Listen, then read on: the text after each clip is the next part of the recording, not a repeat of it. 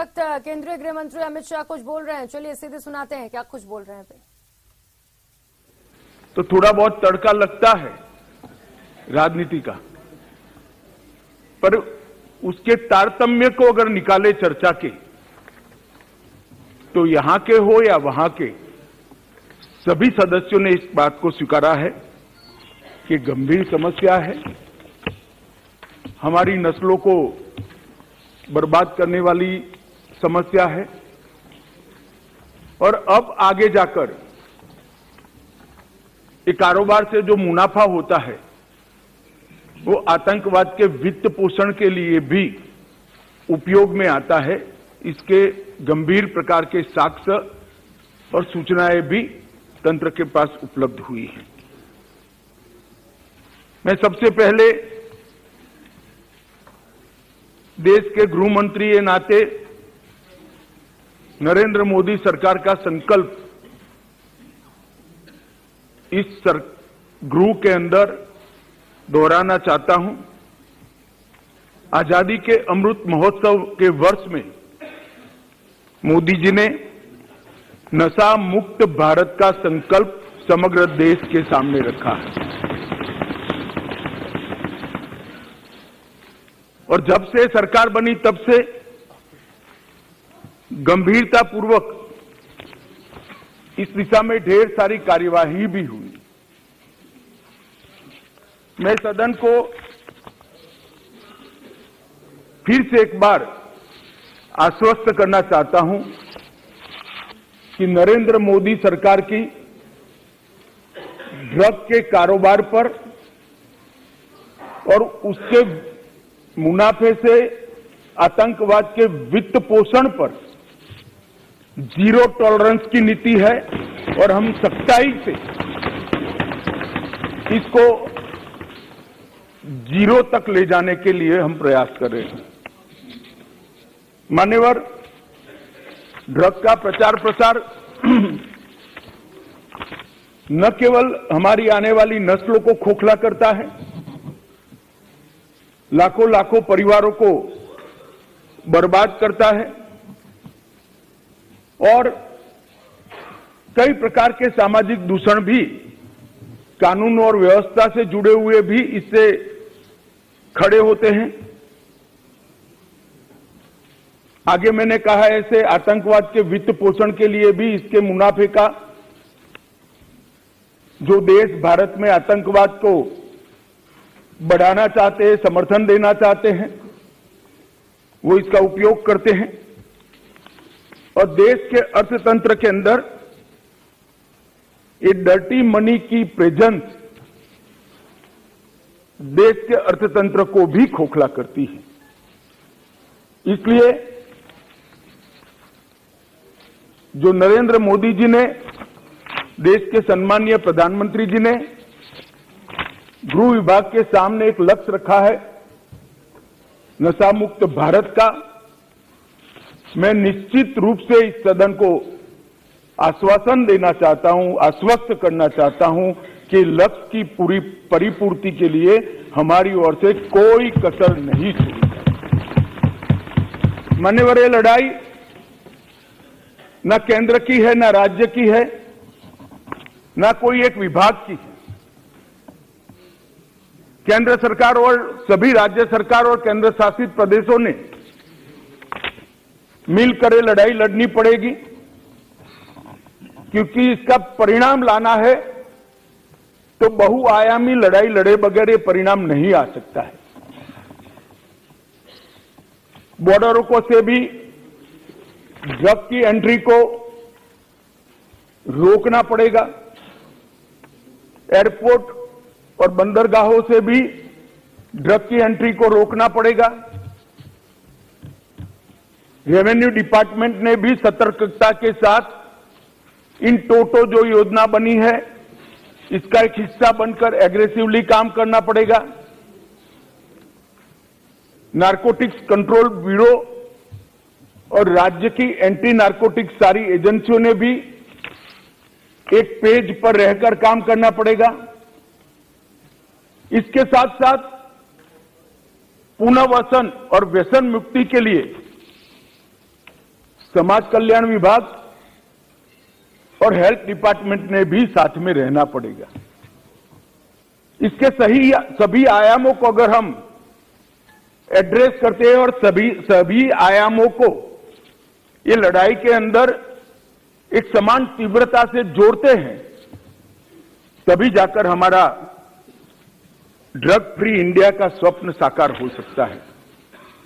मान्यवर, ये बहुत महत्वपूर्ण बात है कि लड़ाई केंद्र सरकार और राज्य सरकारों ने मिलकर लड़नी है। हमारे संघीय ढांचे में राज्य सरकारें कई सारी पार्टियों की होती है, कई बार केंद्र में भी मिली जुली सरकारें आती हैं,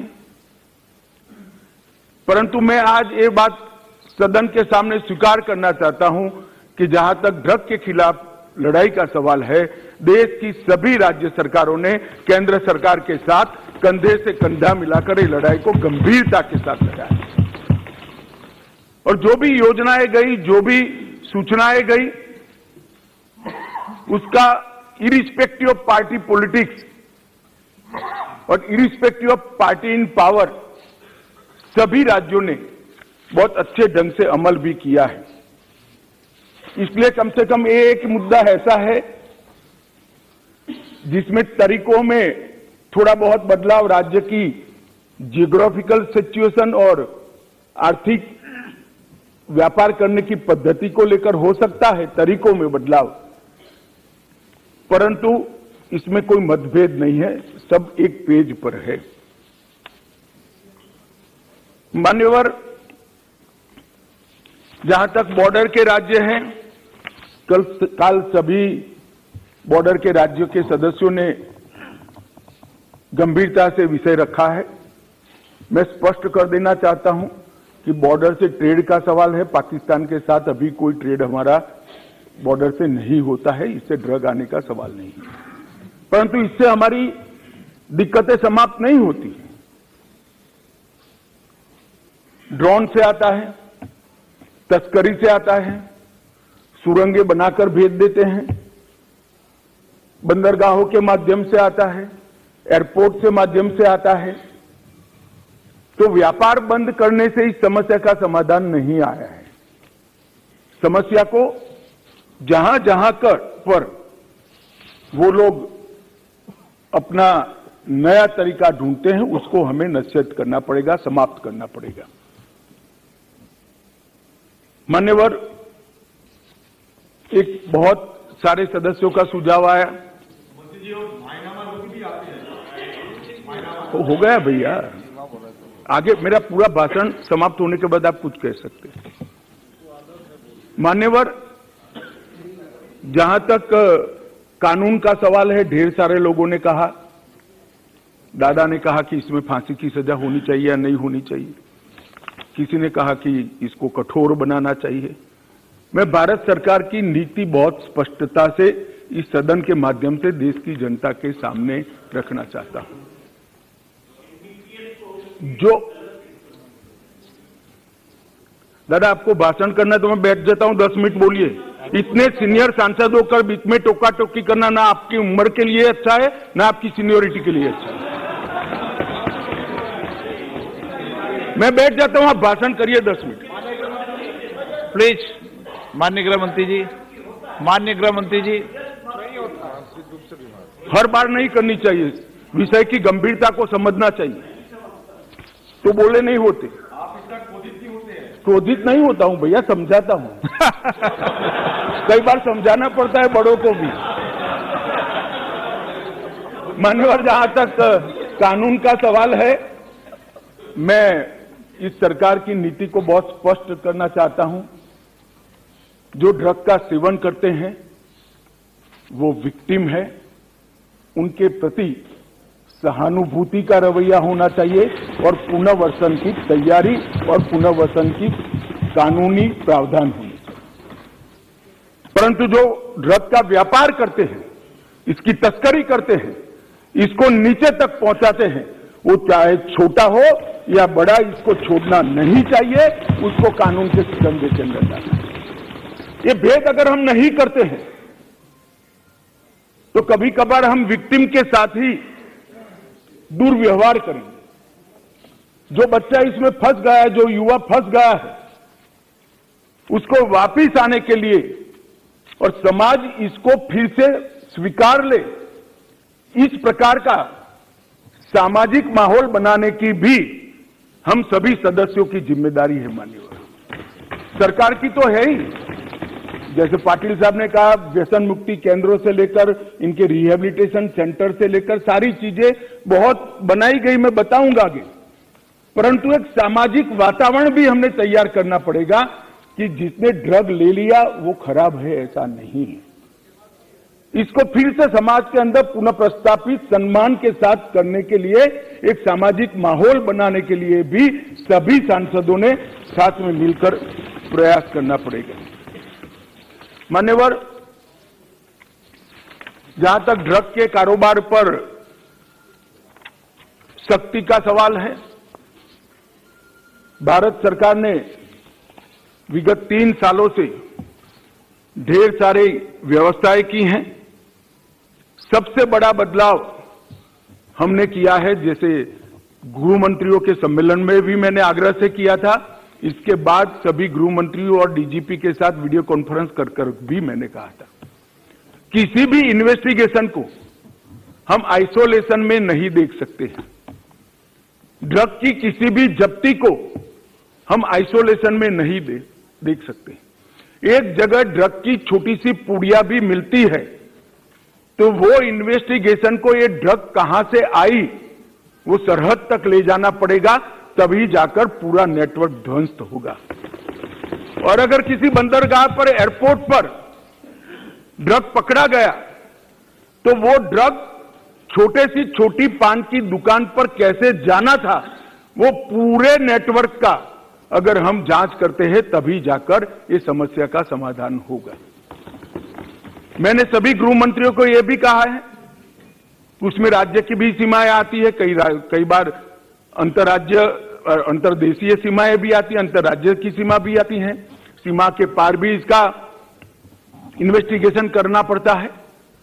उस वक्त एनसीबी और एनआईए 2 ऐसी एजेंसियां हैं जो एनसीबी पूरे देश भर में जांच कर सकती है और एनआईए विदेश में जाकर भी जांच कर सकती है। इसीलिए जब एनआईए का कानून हम लेकर आए तब उसमें ड्रग के कारोबार को हमने डाल दिया था। और मान्यवर, मैंने सभी राज्यों के मुख्यमंत्रियों को विनती किया था कि अगर आपके राज्य में कोई ऐसा केस है जिसके टॉप टू बॉटम और बॉटम टू टॉप इन्वेस्टिगेशन करते वक्त राज्य की सीमाएं लांघनी पड़ती है, तो आप निसंकोच एनसीबी की मदद ले सकते हैं। एनसीबी हरेक राज्य को मदद करने के लिए तैयार है और कटिबद्ध है। और अगर वो इन्वेस्टिगेशन देश की सरहदों के बाहर जाता है तो आप वो इन्वेस्टिगेशन के लिए एनआईए की भी मदद ले सकते हैं। एनआईए आपकी मदद करने के लिए तत्पर है। और मुझे आनंद है मान्यवर, लगभग 42 इन्वेस्टिगेशन राज्यों ने एनसीबी या एनआईए को दिए हैं और सफलतापूर्वक पूरे नेटवर्क को ध्वस्त करने के लिए आज तीनों एजेंसियां, राज्य की, एनआईए और एनसीबी आगे बढ़ रही है और इसके बहुत अच्छे परिणाम भी हमने मिले हैं। और राज्य के सहयोग से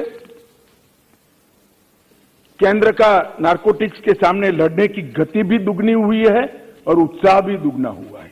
मान्यवर, एनसीबी और एनआईए को जो केस सौंपे गए, वो केसों को हमने राज्य की एजेंसियों को साथ में रखकर भी इन्वेस्टिगेट किया है। मान्यवर, अभी एक गोल्डन ट्रायंगल और गोल्डन क्रिसेंट का उल्लेख आया। मैं थोड़ा अप्रोच बदलने की बात करता हूं। एक गोल्डन ट्रायंगल जिसमें दक्षिण पूर्व एशिया के देश हैं, गोल्डन क्रिसेंट ईरान, अफगानिस्तान और पाकिस्तान है। ये ड्रग के व्यापारियों ने उसको गोल्डन ट्रायंगल और गोल्डन क्रिसेंट नाम दिया है। मैं जब भी बैठक में इन क्षेत्रों का शब्द प्रयोग करता हूं तब डेथ ट्रायंगल और डेथ क्रिसेंट कर ही करता हूं। ये मौत का व्यापार करने वाले, हो सकता है वो गोल्डन ट्रायंगल हो नशे के कारोबारियों के लिए, हमारे लिए नहीं होना चाहिए। और ये हमारे अप्रोच के अंदर बदलाव समग्र दुनिया के सामने बहुत बड़ा संदेश भेजेगा। मान्यवर, नारकोटिक्स के खिलाफ भारत सरकार के गृह विभाग ने जो लड़ाई, भारत सरकार के वित्त विभाग ने जो लड़ाई छेड़ी है, और इसमें समाज कल्याण विभाग और स्वास्थ्य विभाग हमारी मदद में है, इसमें हमने जीरो टॉलरेंस की नीति अपनाई है। इसके 3 हिस्से हमने रखे हैं। संस्थागत संरचना की मजबूती, जो इंस्टीट्यूशंस हैं इसको स्ट्रॉन्च करना, जवाबदेह करना और सतत मॉनिटरिंग से उसको अलर्ट रखना। सभी नार्को एजेंसियों का, जिसमें स्टेट की नार्को एजेंसी भी आती है मान्यवर, और केंद्र की भी सभी डिपार्टमेंट आते हैं, उनका सशक्तिकरण और समन्वय, उनको एम्पावर करना और सबके बीच में कोऑर्डिनेशन बनाना, और एक विस्तृत अभियान जागरूकता और पुनर्वसन के लिए हाथ में लेना। ये 3 विभागों में ये लड़ाई की संरचना गृह विभाग ने की है, क्योंकि मान्यवर ये सीमा रहित अपराध है। ये अपराध की कोई सीमा ही नहीं। कहीं से बैठकर कोई इसका व्यापार कर रहा है और बच्चे हमारे फंस रहे हैं, नस्लें हमारी बर्बाद हो रही। तो जब तक कोऑपरेशन, कोऑर्डिनेशन और कोलैबोरेशन नहीं होता है, हम इस लड़ाई को जीत नहीं सकते हैं। तो 3 स्तर पर, त्रिसूत्रीय फॉर्मूला पर हम आगे बढ़े हैं, और ये तीनों सूत्रों पर होल ऑफ गवर्नमेंट अप्रोच से आगे बढ़े हैं। ये किसी एक डिपार्टमेंट की लड़ाई नहीं है, किसी एक सरकार की नहीं है। राज्य सरकार हो या केंद्र सरकार, उसके सभी डिपार्टमेंट ने साथ मिलकर और देश की सभी सरकारों ने साथ में मिलकर ये लड़ाई को लड़नी है।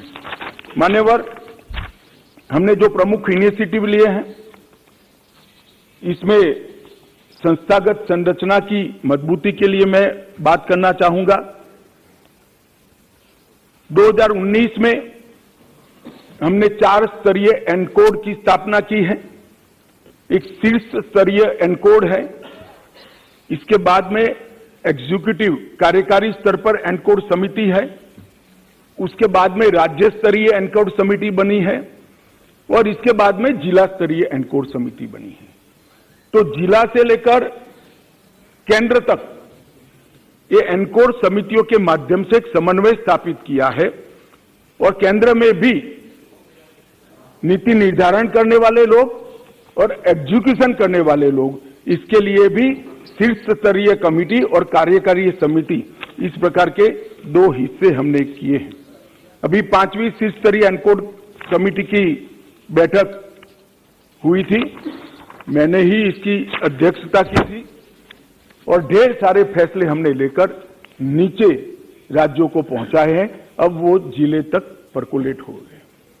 मगर इस स्तर पर मैं सभी राज्य के मुख्यमंत्रियों को भी सदन के माध्यम से निवेदन करना चाहता हूं।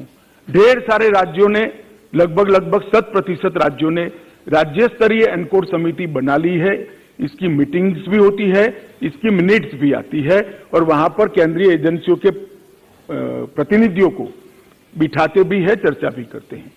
परंतु सबसे महत्वपूर्ण जो है, जिला स्तरीय संरचना का, डिस्ट्रिक्ट लेवल पर जब तक डीसीपी और कलेक्टर इकट्ठा बैठकर, समाज कल्याण अधिकारी इकट्ठे बैठकर और हेल्थ डिपार्टमेंट का बंदा इकट्ठा बैठकर जिला स्तर पर इसकी मीमांसा नहीं करेंगे, ये हमारी लड़ाई सफल नहीं होने वाली। आज तक देश के सिर्फ 32% जिलों में, हम 1.5 साल से प्रयास कर रहे हैं, 32% जिलों में ही समिति बनी है।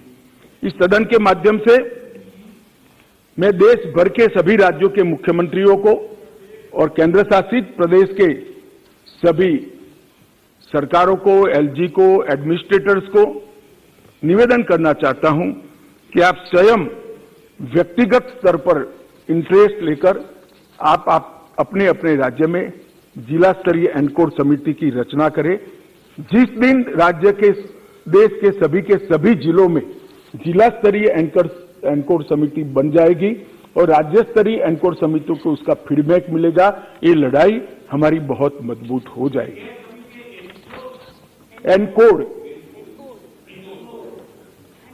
नोडल एजेंसी के तौर पर हमने मान्यवर एनसीबी को रखा है। इसमें इसके तहत भारतीय नौसेना, भारतीय तटरक्षक दल, drug controller, revenue department, national maritime security, NTRO, port trust, airport authority of India, coastal police और राज्य की नार्को एजेंसी, ये सब मिलाकर एक कोऑर्डिनेशन का काम करते हैं।